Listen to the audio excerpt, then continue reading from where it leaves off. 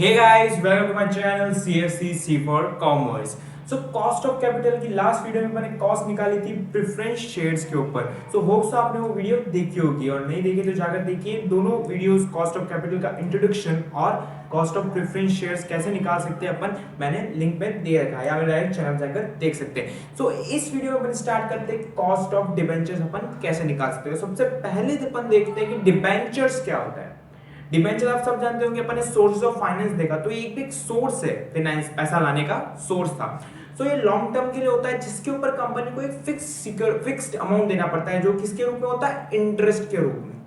ठीक है, सो बस डिबेंचर्स के लिए इतना ठीक था। तो अपन देखते हैं इसकी कॉस्ट कैसे निकालते हैं। सो सेम प्रेफरेंस शेयर्स के जैसे इसके अंदर भी दो तरह की चीज हो सकती है, या तो रिडीमेबल या इररिडीमेबल। अब रिडीमेबल का मतलब क्या हुआ, इररिडीमेबल मतलब क्या हुआ, मैंने लास्ट वीडियो के अंदर भी बताया था, नहीं वापस बता देता हूं मैं। रिडीमेबल यानी कि जिसके अंदर वापस जिसको एनकैश करा सकते हैं, यानी रिडीम कर दिया जाएगा, आपको पैसा वापस मिल जाएगा, कंपनी वापस ले लेगी। और इररिडीमेबल मतलब दे दिया, मतलब दे दिया, उसका कुछ नहीं, वो डिबेंचर है तो डिबेंचर रहेंगे, जिसका कोई वापस पैसा कंपनी नहीं लौटाएगी और डिबेंचर वापस नहीं लेगी कंपनी। ठीक है, तो ये तो लास्ट वीडियो में डिस्कस किया था। अब बढ़ते हैं अपने मेन मुद्दे के ऊपर। ये क्या चीज है, मेन अपन सबसे पहले फॉर्मूला देखते हैं, इररिडीमेबल का फॉर्मूला क्या होगा। आइए, पर फॉर्मूला देखने से पहले अपन एक, जैसा अपन ने लास्ट वीडियो के अंदर किया था कि क्या क्या कॉस्ट हो सकती है, अपन ने प्रेफरेंस शेयर इशू किया तो अपन ने देखा था, तो इसके अंदर भी अपन एक जनरल पॉइंट लेते हैं कि क्या क्या कॉस्ट हो सकती है, क्या क्या चीजें हो सकती है। एक हो सकती है इंटरेस्ट। ठीक है, अपन ने इंटरेस्ट पढ़ा था कि अपन डिबेंचर इशू करें तो उस पर देना पड़ेगा अपन को, क्या होता है वो इंटरेस्ट, जो अपने कॉस्ट है कंपनी को। और चीज क्या हो सकती है, अपन ने लास्ट वीडियो के अंदर भी देखा था प्रेफरेंस शेयर्स की आरपी और एनपी का डिफरेंस। ये जो भी होगा, एक ये कॉस्ट कंपनी को और बॉन्ड करनी कर सकती है। क्यों बॉन्ड पड़ सकती है, या अगर ये दोनों में डिफरेंस हुआ, समझ लो ये 100 है और ये 105 है, या फिर ये 105 है और ये 100 है, इन दोनों का मतलब क्या है। आरवी का मतलब हुआ रिडेम्पशन वैल्यू। कंपनी ने समझ लो आज 100 रुपए में अपन को समझ लो, मैंने कंपनी 100 रुपए में लिया। अब कंपनी अगर रिडीमेबल है तो मुझसे अगर 105 रुपए वापस ले रही है, मुझे मतलब कितने मिलेंगे, 100 रुपए के खरीद के ऊपर 105 वापस मिलेंगे देने पर, तो क्या हो गया, रिडेम्पशन वैल्यू कंपनी के लिए। ठीक है, कितने वापस वो खरीद रही है डिबेंचर्स को। और नेट प्रोसीड्स, जब कंपनी ने इशू किया था, मुझे कितने में इशू किया, 100 रुपए में। ठीक है, तो 100 रुपए में इशू किया, तब वो 100 रुपए का जो था वो क्या कहता हूँ, नेट प्रोसीड्स। ठीक है, अब ये नेट प्रोसीड्स के अंदर भी एक चीज होती है, जब आप नेट प्रोसीड्स कंसीडर करोगे, अगर आपके न्यू इशूड है, अगर आपके न्यूली इशूड है, तो न्यूली इशूड के केस में अपन क्या लेंगे, मार्केट प्राइस। ठीक है, और अगर एग्जिस्टिंग है, न्यू इशू के अंदर सॉरी क्या लेंगे, न्यू इशू के अंदर अपन न्यू इशू के अंदर अपन लेंगे जो नेट प्रोसीड अपन ने इशू के, जितना पैसा अपन को नेट इशू करने से मिला, और जो अपन के एग्जिस्टिंग है उसके अंदर अपन लेंगे मार्केट प्राइस। वापस क्लियर कर लो, मैंने उल्टा बोल दिया था। अपन के जो एग्जिस्टिंग है उसके लिए अपन क्या लेंगे, मार्केट प्राइस, और अपन जो न्यू इशू कर रहे हैं उसके लिए जितना पैसा वाकई में आ रहा है इशू करते वक्त, वो क्या हो जाएगी, अपनी नेट प्रोसीड्स। सो आगे बढ़ते हैं, अपन फॉर्मूला देखते हैं इररिडीमेबल का। अपन ये देख लिया कि ये टाइप के खर्चे हो सकते हैं। ठीक है, तो इसका बड़ा सिंपल सा फॉर्मूला है, इंटरेस्ट, आई का मतलब हो गया interest, into 1 minus T upon N P multiplied by 100। भाई ये क्या फॉर्मूला हुआ, interest into 1 minus T divide by NP into 100। भाई मुझे इंटरेस्ट समझ में आया, मुझे एनपी समझ में आया, लेकिन ये 1 माइनस टी क्यों किया, ये है ना, ये 1 माइनस टी क्यों किया। अब भैया एक सिंपल सी चीज लेते हैं, ये मैंने लिया, अपना प्रॉफिट एंड लॉस अकाउंट बनाते हैं अपन। ठीक है, profit and loss account, interest कहां पर आता है, इंटरेस्ट आप प्रॉफिट एंड लॉस अकाउंट के अंदर एक्सपेंस बुक करते हैं ना, यहाँ पे इंटरेस्ट। समझ लीजिए अपना जो अपना ग्रॉस प्रॉफिट आया वो था 110, इंटरेस्ट अपना था 10, तो अपना नेट प्रॉफिट कितना बचा, 100। अब टैक्स लगेगा वो इस अमाउंट पे 100 पे लगेगा ना। ठीक है, तो 100 पे लगेगा, 30% टैक्स रेट है, एट द रेट 30% अपन ले लेते हैं, तो अपने पास कितना टैक्स लग गया, 30, तो बचा कितना, 70 अपना नेट इनकम बच गया। लेकिन समझ लो अगर यहां पर समझ लो, अगर यहां पर ये नहीं होता, यहां पे ये चीज अपन कंसीडर नहीं करते, इंटरेस्ट नहीं होता, तो यहां पर कितने पे टैक्स लगता? 110 के ऊपर। ठीक है, अपने में कितने पे टैक्स लगता? 110 के ऊपर। और वो जो टैक्स लगता वो अपना कितना लगता?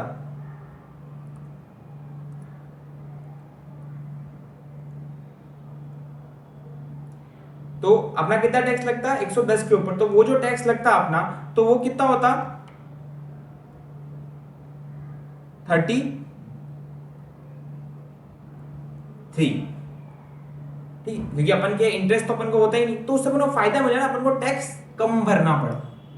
अपन को टैक्स का फायदा मिला ना, पहले कितना भरना पड़ता था? 30, अब पहले 33 भरना पड़ता, लेकिन जो इंटरेस्ट अपन ने चार्ज किया उसकी वजह से अपना टैक्स का जो अपना अमाउंट है वो कम हो गया। ठीक है, तो अपन ने इंटरेस्ट को क्या माना है? Tax deductible. ठीक है, इसलिए अपन ने क्या किया? 1 माइनस टी। ठीक है, तो होप आपको ये चीज समझ में आई ये अपन माइनस क्यों कर रहे हैं। ओके, सो ये हो गया अपना पहला formula, interest multiply by 1 minus T into 100 divide by net proceeds. Okay, net proceeds के अंदर मैंने वापस आपको क्लियर कर दिया है, मैंने वापस बोल देता हूँ। नेट प्रोसीड्स के अंदर एनपी अगर न्यू इशू कर रहे हैं तो जो न्यू इशू करते हुए जो प्राइस हो रही है वो आएगी, और अगर एग्जिस्टिंग है तो मार्केट प्राइस ले लेंगे चलते हुए। ठीक है, अब रिडीमेबल का, रिडीमेबल में सेम इंटरेस्ट तो होगा ही होगा, interest into 1 minus T plus, अब रिडीमेबल है यानी कि पैसा वापस कंपनी देगी, तो वही सेम फॉर्मूला इसमें भी आएगा। सब प्रेफरेंस है RV minus NP divided by N. जो भी खर्चा है वो जितने साल में रिडीम होने वाला है उस साल में प्रोपोर्शन करेंगे, इसलिए कि अपन क्या कर देते हैं? एन, नंबर ऑफ ईयर्स, जितनी लाइफ बच गई है डिबेंचर की। ठीक है, एन का मतलब, और डिवाइड क्या कर देंगे? RV plus NP divided by 2। ये क्या हो गया अपना फॉर्मूला। ठीक है, तो ये जो चीज थी और ये लगभग फॉर्मूला सेम था, प्रेफरेंशियल था, बस इसके अंदर एक्स्ट्रा चीज क्या थी? 1 माइनस टी की। लेकिन यार इसमें एक और ट्विस्ट है थोड़ा सा। एक और ट्विस्ट क्या है? एक और ट्विस्ट ये है कि समझ लो ये जो कितनी बार होता है, अपन ने 1 माइनस इंटरेस्ट को अपन ने क्या माना? टैक्स डिडक्टेबल, इसलिए अपन कहां लेके जाते हैं? प्रॉफिट एंड लॉस के डेबिट में। समझ लो ये जो अपन जो अपना जो रिडेम्पशन वैल्यू है और जो नेट प्रोसीड्स है उसके अंदर भी डिफरेंस होता है, जैसा अपन ने ये देखा था, यहां पर ये अपन ने देखा। तो अगर इसको भी अगर क्वेश्चन में दे रहा है कि टैक्स डिडक्टेबल मान रहे हैं, तो इसको फर्दर अपन को 1 माइनस टी से मल्टीप्लाई करना पड़ेगा, वरना आपका आंसर गलत हो जाएगा। बराबर है? वापस सुनना, अगर क्वेश्चन में दे रखा है कि रिडेम्पशन वैल्यू और नेट प्रोसीड का डिफरेंस भी टैक्स डिडक्टेबल है, तो आपको क्या मानना पड़ेगा? कि वो टैक्स डिडक्टेबल है और आपको उसमें 1 माइनस टी करना पड़ेगा, वरना आपका आंसर गलत हो जाएगा। सो आपको दोनों फॉर्मूले समझ में आए होंगे, तो हमेशा की तरह वापस बढ़ते हैं अपने प्रैक्टिकल क्वेश्चंस के ऊपर, इन बोथ के ऊपर। सो आगे बढ़ते हैं।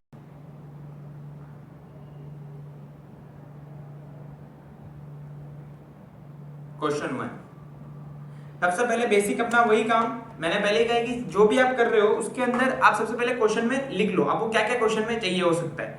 एक तो अपना रिडेम्पशन वैल्यू, ठीक है, नेट प्रोसीड्स, एक इसके अंदर मार्केट प्राइस भी ध्यान रखनी है, क्योंकि मैंने बताया था मार्केट प्राइस अपन होगा न्यू इश्यू और एग्जिस्टिंग इश्यू के अंदर हो सकता है प्रॉब्लम, इसलिए मार्केट प्राइस भी लिखने में कोई प्रॉब्लम नहीं क्वेश्चन पढ़ने से पहले। उसके बाद ये चीज अपन ने ध्यान रख ली। उसके बाद एन, नंबर ऑफ ईयर्स, हर क्वेश्चन के लिए आपको क्या ध्यान रखना है? बस ये इतनी सी चीज ध्यान रखनी है। फटाफट पहले लिख लिया। अब हम अपने क्वेश्चन के ऊपर बढ़ते हैं। 5 years ago यानी एग्जिस्टिंग यानी मार्केट प्राइस आएगी। 5 years ago Sona Limited issued 12% irredeemable debentures at 103 at 3 premium. अरे पता चल रहा है 103 100 के हैं, यहाँ पर दे रखा है पार वैल्यू 103 में क्या 3 पे प्रीमियम ही है, पर पहले ही बोल दिया irredeemable पे फोकस करना। The current market price of these debentures is 94. current market price concentrate करना, current market price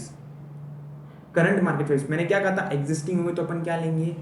current market price. तो यहाँ करंट मार्केट प्राइस दे रखा है, ध्यान से देखना, ये चीज सोचनी पड़ेगी। अगर आपने इसकी जगह नेट प्रोसीड्स में 103 ले लिया तो आंसर गलत हो जाएगा आपका, बराबर है? तो करंट मार्केट प्राइस हमको अपनी पहली चीज मिल गई। Current market price of the debentures क्या है? 94। तो बिना सोचे समझे अपन लिख देते करंट मार्केट प्राइस कितना है 94, तो ये आ गया अपना 94। ठीक है, अब टैक्स रेट कितना है 35%। अपन को क्या निकालना है कॉस्ट ऑफ डिबेंचर्स। अपन को रिडेम्पशन वैल्यू और नेट प्रोसीड्स चाहिए। तो नेट प्रोसीड्स इस केस में कितना हो जाएगी मार्केट प्राइस जो अपन की हो गई 94, और जो अपनी रिडेम्पशन वैल्यू अपन को लेनी थी, रिडेम्पशन वैल्यू क्या होगी, कितने पे देंगे, कुछ बोल रखा है कि इतने वापस देंगे, तो अपन क्या मानेंगे हमेशा की तरह कि 100 में वापस दे दिए जाएंगे। तो यहाँ पर अपन चलते हैं, रिडेम्पशन वैल्यू क्या हो जाएगी अपनी 100, और ये चीज सेम 94 क्योंकि क्या थे एग्जिस्टिंग, और ईयर इररिडीमेबल बोल दिया तो ये होगा ही नहीं। ठीक है, तो अपना फॉर्मूला लिख देते हैं अपन कॉस्ट ऑफ डिबेंचर्स का, interest upon 1 minus T divided by NP multiplied by 100, बराबर है। इंटरेस्ट कितना है ये तो देखा ही नहीं भैया, 12%। सोना लिमिटेड इशू 12% इररिडीमेबल डिबेंचर्स, ठीक है, कितने 12%, तो इंटरेस्ट कितना है 12% का, तो 12 into 1 minus 0.35, 35% tax rate question में पढ़ा था आपने, 0.35 multiply by NP, net proceed इस केस में क्या होगा 94 क्योंकि एग्जिस्टिंग थे, तो यहां पर अपन ने लिख दिया 94 मल्टीप्लाइड बाय 100। तो फटाफट से कैलकुलेटर पे कर लेते अपन, 12 मल्टीप्लाई 0.65 डिवाइड बाय 94 इंटू 100, तो ये आ रहा है अपना अप्रोक्सीमेटली 8.297, तो इसको अपन क्या ले सकते हैं 8.30%, बराबर। कितना सिंपल से सॉल्व हो गया फटाफट क्वेश्चन। बस आपको इसमें क्या ध्यान रखना था कि नेट प्राइस की, तो नेट प्रोसीड्स कितनी होगी, रिडेम्पशन वैल्यू क्या है, वो सब लिख देने का पहले से फटाफट, और भरने का और फटाफट देखने का, रिडीमेबल है कि इररिडीमेबल है फटाफट फॉर्मूला लगाने का। ठीक है, बढ़ते अपने सेकंड क्वेश्चन के ऊपर। A company issued 10% debentures of 100 each at a premium of 10% on 1/4/2017। 2017 में अप्रैल 2017 में कंपनी ने 10% वाले इशू किए डिबेंचर 100 रुपए के, कितने पे 10% प्रीमियम पे, और वो कब मैच्योर होने वाले 1 अप्रैल 2022 को, 1 अप्रैल 2022। The debentures will be redeemed on maturity। Redeemed on maturity, redeem नहीं यानी कि बहुत बात क्या हो गई अपनी, रिडीमेबल है ये तो पक्का हो गया, यानी कि फॉर्मूला पहले क्लियर कर लो कि कौन सा लगने वाला है, फिर दूसरी बात करेंगे। अब तुमने क्या बोला कि कॉस्ट ऑफ डिबेंचर निकालो, 35% टैक्स रेट है, कितनी रेट है 35% टैक्स रेट है। तो चलिए अपने बढ़ते अपने क्वेश्चन के ऊपर। सबसे पहले अपन सेम वही चीज लिख देते हैं, क्वेश्चन नंबर 2 अपना वही चीज लिख देते हैं, रिडेम्पशन वैल्यू, नेट प्रोसीड्स और ईयर्स। ठीक है, रिडेम्पशन वैल्यू क्या हो जाएगी इसके अंदर, इसमें से बोला कि कुछ और लेंगे, बोला है कि इतने में अपन रिडीम करेंगे, इश्यू प्रीमियम पे किए, तो नेट प्रोसीड्स कितनी हो जाएगी 100 का था, तो 100 प्लस 10% प्रीमियम पे किए ना, 10% ऑफ 100, तो ये कितना हो जाएगा 110। रिडेम्पशन वैल्यू क्या होगी इसकी 100, बराबर है। और ईयर कितने हैं 5, 2017 से 2022 तक कितने साल हो गए 5, ठीक है बस। और टैक्स रेट कितनी है 35%, बराबर है। और इंटरेस्ट रेट कितनी है, इंटरेस्ट अपन लिख लेते हैं वापस 10% है, ये रहा 10% इंटरेस्ट आपको दिखा रखा है, ठीक है। तो अपन फटाफट सॉल्व करते हैं। ये कौन सा क्वेश्चन है, रिडीमेबल का क्वेश्चन है, तो इसके अंदर interest upon 1 minus T plus redemption value minus net proceeds divided by N, proportion करेंगे सारे सालों के ऊपर, RV plus NP divided by 2, ये बन गया फॉर्मूला। अब करते हैं आगे की तरफ, और इंटरेस्ट कितना है अपना 10 मल्टीप्लाई बाय 1 माइनस 0.35, इसका लॉजिक मैं ऊपर बता चुका हूं। और फिर प्लस करते हैं अपनी रिडेम्पशन वैल्यू कितनी थी, अपनी रिडेम्पशन वैल्यू कितनी है 100 माइनस नेट प्रोसीड्स कितनी आई 110, ये रही नेट प्रोसीड, ये रही रिडेम्पशन वैल्यू 110, और कितने सालों के लिए 5 सालों के लिए, तो ये डिवाइड कर दिया 5 से 110 प्लस 100 डिवाइडेड बाय 2। तो फटाफट से सॉल्व करते हैं। तो इसका आ जाएगा 6.5 प्लस, फटाफट से इसको सॉल्व कर देते हैं।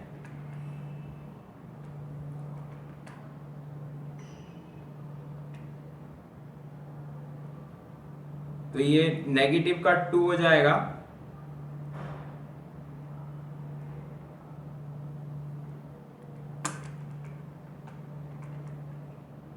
और नीचे आ जाएगा 105 यानी 105।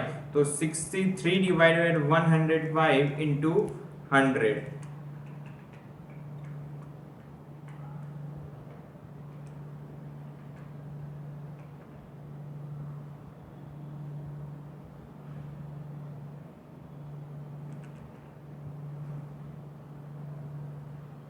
सॉरी 63 नहीं, 6.3। तो क्या आ जाएगा ना 6.5 प्लस, ये नेगेटिव का हो गया 100 माइनस 110 किया, तो 6.5 minus 2 divided by 105 multiply by 100। ठीक है, तो आंसर आएगा 4.28%। और इसको कैसे डिनोट करेंगे, यहां मैंने डिनोट किया के डी करके। के डी का मतलब क्या होता है, फर्स्ट वीडियो में मैंने बताया था के डी का मतलब क्या होता है। के डी का मतलब होता है कॉस्ट ऑफ डिबेंचर्स, है ना, कॉस्ट ऑफ डिबेंचर्स। चलिए बनते हैं अपने क्वेश्चन 3 की तरफ। Question 3 last and final question है, तागा लगा देंगे इस क्वेश्चन के अंदर। और सबसे पहले भैया अपन यही लिख लेते हैं, अपने को चाहिए होता है redemption value, net proceeds and कितने साल बचे हैं, और इंटरेस्ट रेट क्या है। फटाफट से लिख देंगे, और इस बार फॉर्मूला लिखूंगा। फॉर्मूला को ध्यान होना चाहिए, ये मैंने लिख रखा है इररिड्यूसिबल के लिए, ये लिखा है रिड्यूसिबल के लिए। ठीक है, यहाँ पर फॉर्मूला लिखेंगे, यहाँ पर डायरेक्ट क्वेश्चन सॉल्व करेंगे। तो question number 3, illustration 3, a company issued 10,000 10% debentures of 100 each on 1/4/2017 to be matured on 1/4/2022. The company wants to know the current cost of its existing debt and the market price of the debentures is 80. Compute the cost of existing debentures assuming 35% exit. अरे sir ये आपने क्या किया, ऐसे पढ़ के तो हम भी पढ़ लेते, आपने क्या उखाड़ लिया। ठीक है, तो चलिए अपने क्वेश्चन पे आते हैं, मजाक हो गया। यहाँ पर मार्केट प्राइस दे रखी है 80। मैंने क्या कहा था, एग्जिस्टिंग होंगे तो अपन क्या लेंगे, नेट प्रोसीड के रूप में। अपन नेट प्रोसीड में क्या लेंगे, एग्जिस्टिंग होंगे तो अपन लेंगे मार्केट प्राइस। तो ये मिल गई अपन को 80। तो एनपी कितना हो गया अपना, एनपी कितना हो गया 80। रिडेम्पशन वैल्यू कंपनी को 10%, इंटरेस्ट कितना मिल गया 10%, इंटरेस्ट आ गया 10%। कितने सालों के लिए, 2017 से 2022 तक, 5 सालों के लिए।